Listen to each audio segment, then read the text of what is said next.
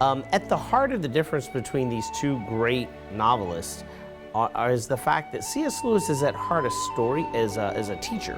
And so he creates his stories around the lesson that he wants to teach his audience.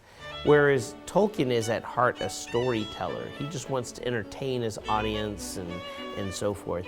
And so when he writes his stories to entertain and spark the imagination, because of his deep Catholic faith, these elements kind of get worked in there.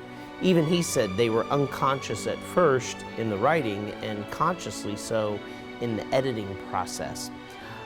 Therefore, like when you read C.S. Lewis, the Chronicles of Narnia, Aslan is the Christ figure. There can't be any other figure. Whereas in The Lord of the Rings, there's no clear-cut Christ figure.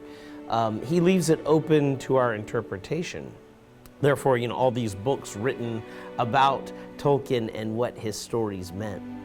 In our course, what we do is we start off with exploring what does it mean to say Tolkien has a Catholic worldview.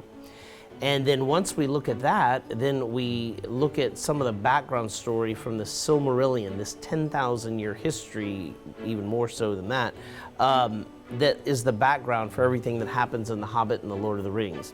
Then we look at The Hobbit and The Lord of the Rings, and we intersperse it with clips from the movies. We'll study a scene from the book, and then we will look at the movie and see how well that Tolkien, or how well Peter Jackson captured Tolkien's worldview.